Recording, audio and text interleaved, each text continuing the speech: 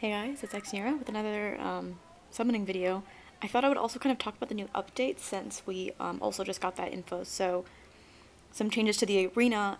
We currently have 7 battles, but they're reducing it to 5, and they're also giving units that have, like bonus units, the same buff as the bonus units get in TT. So that's 10 HP and then +4 to all other stats. Significantly, this is not going to change the opponents with which you are matched or the score you get from battling those opponents. So it's basically just to make it easier to battle the same opponents. So if you were like going for advanced and losing a lot, like this will make it easier because your bonus unit will be better.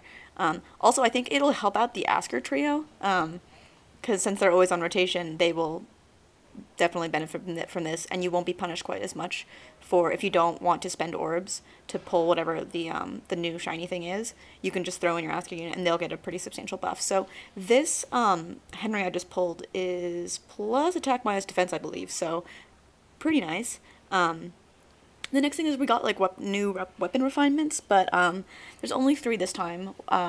I think the one that was most sorely needed was the Yato upgrade, but we don't really know what any of these are, so I'm just going to say, like, if you didn't already know, it's Yato.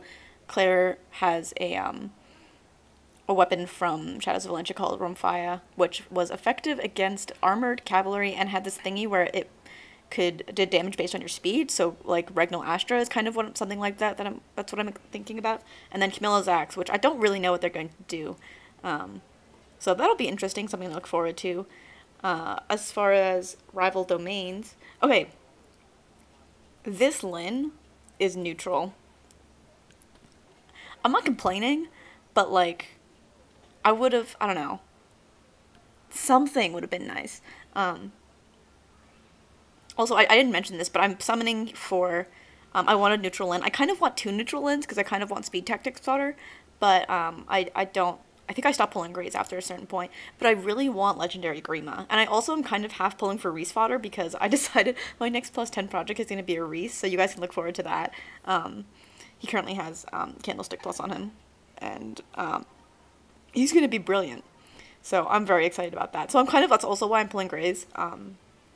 So anyways, the changes to rival domains are that enemies can no longer attack after warping, which is really nice because before it was kind of miserable that like they would just come over and you had to have these really defensive units at like kind of close in on the fortresses because otherwise something would just come and like you would die. So that's really nice.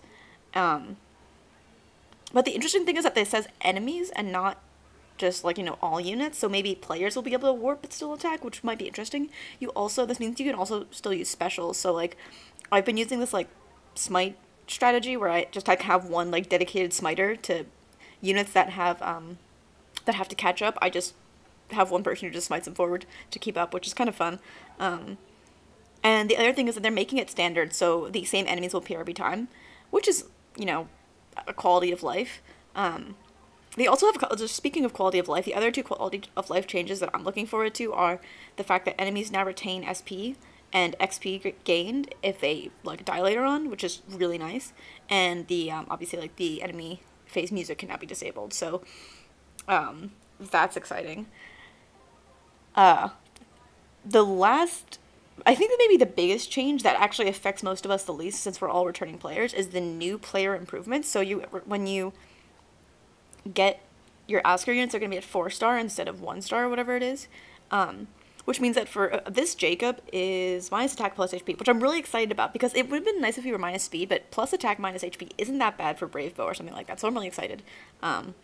If only I had bold fighter fodder. But so returning players are also going to be compensated the feather costs and like badges and whatever the leveling stone things for the Asker units. So like if you didn't upgrade your units to 4-star, this is like now is a great opportunity because they're just giving it to you for free for this purpose. So I would really recommend upgrading your units to 4-star. I would recommend upgrading them to 5 stars because they're really useful. They're going to be more useful now with the changes to arena and the bonus ally buff, especially if you're free to play and you don't always have like whatever the flavor of the month banner is.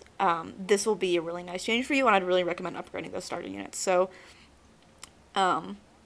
75 orbs. I've gotten three, 4 stars, 3 5 stars, I mean, and I'm pretty pleased with the IVs. So we're down to our last. I think this is. Oh wait, no, I only pull 1 green here, and then the next little circle thing, I believe, is the last one. Maybe not. I don't remember. But I was pretty pleased with the summoning session. There's definitely people who have done worse, so I got what I wanted, aside from Legendary Robin, but I really just wanted Speed Tactics and Legendary Lyn, so yeah, thanks so much for watching.